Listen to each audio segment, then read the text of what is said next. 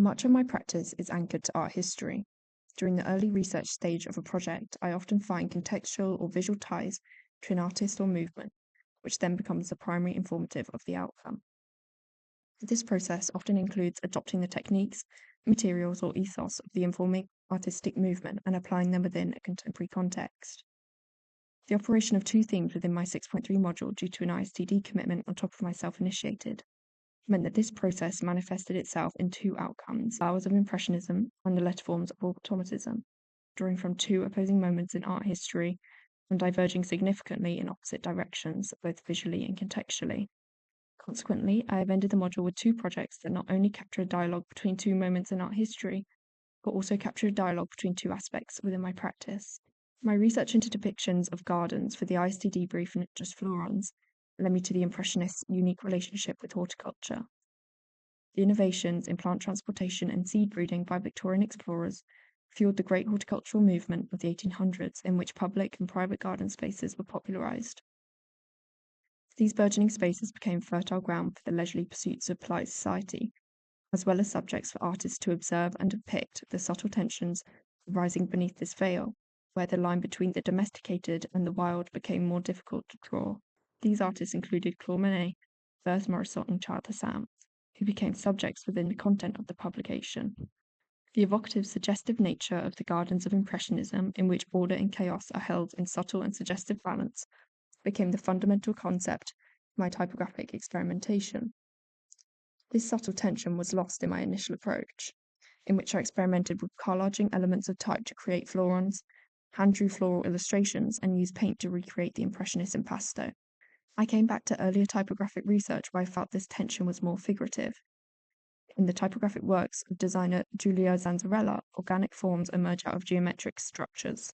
The natural quality of her compositions is derived from the combination of intuition and system in her typesetting. The approach applied within my own project would act as a more subtle mirroring of the disruptive balance between wilderness and civilization.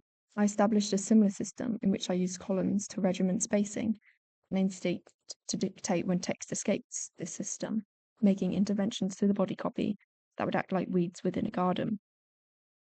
This typographic treatment aimed to capture the ethos of Impressionist gardens, at times ignoring principles of design in this commitment. In retrospect, I question whether I should have been bolder in making more prominent interventions to the body copy. The final outcome feels somewhat subdued compared to the immense vibrancy of Impressionist paintings.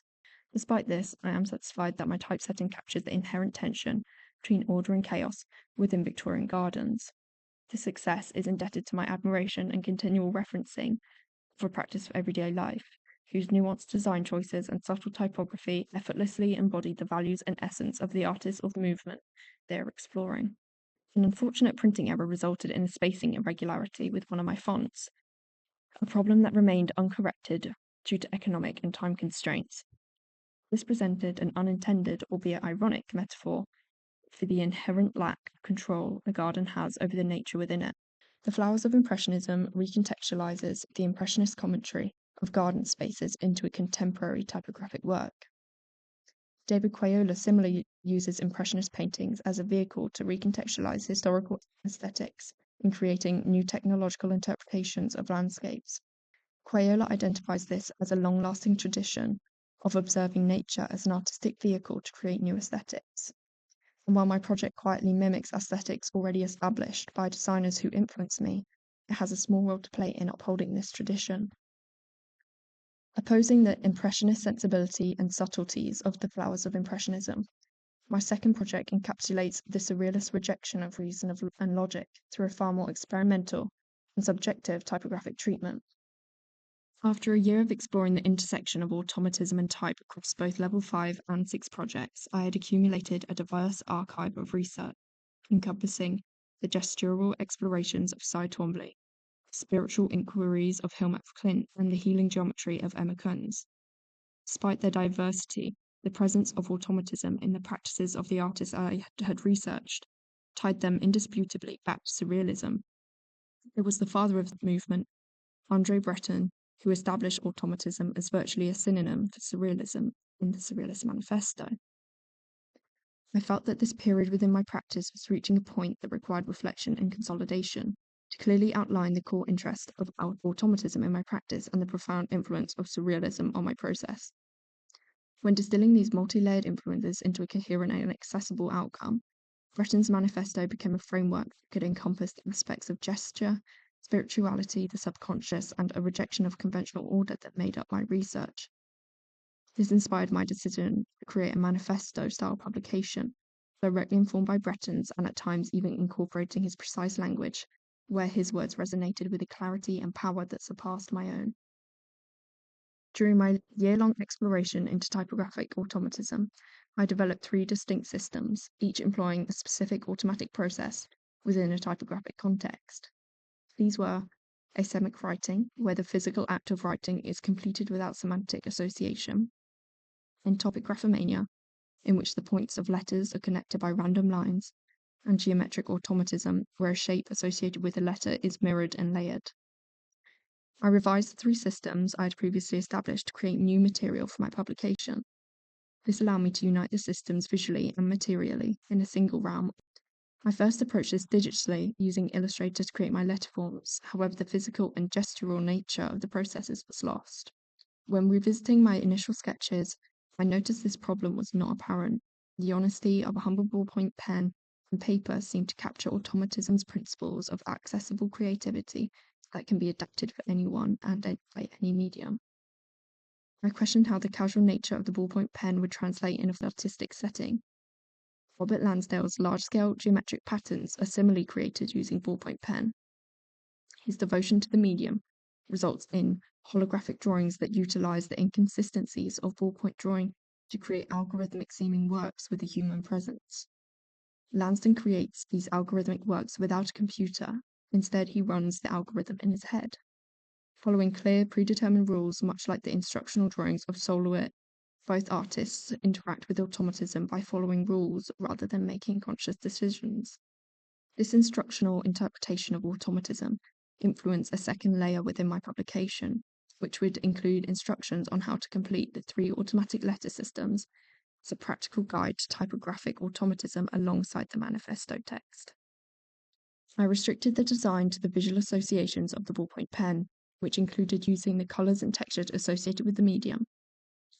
The exposed binding, coupled with the intentional omission of a protective cover, reinforces the concept of automatism as an unmediated and unfiltered mode of artistic expression.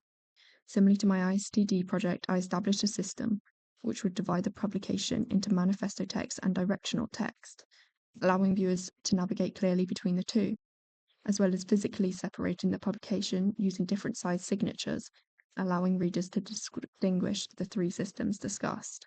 Interestingly, David Quayola's reflections on his own practice also applied to this project as well as the flowers of Impressionism, despite their differences. He describes how he is intrigued by the function, not as a tool, but as a subject. So in the end, what you see is not the painting of a landscape, but the painting of a function that describes a landscape. Similarly, in letter forms of automatism, what you see is not type, but a function that describes type. The act of automatism itself is dependent on this concept, in which viewers must engage with a function, process, rather than a subject or outcome. Quayola's relevance to both projects stems from his consistent recontextualization of historical artistic movements within a contemporary framework. His repositioning of movements such as Impressionism and the Renaissance within modern settings mirror my own endeavor to reconfigure Impressionism and Surrealism. The key distinction lies in the modality of recontextualization. Quayola operates technologically, whereas I operate topographically. Although the relationship between Impressionism and Surrealism wasn't one of direct antagonistic conflict, occasionally sharing a focus on subjective experience, the 2 artistic movements are fundamentally positional in their ethos. Where Impressionism, despite its revolutionary techniques, often operated within the bounds of late Victorian social sensibilities, subtly hinting at the constraints of this order in ways palatable to its largely bourgeois audience, Surrealism vehemently reacted against the very foundations of that established order and its perceived constraints.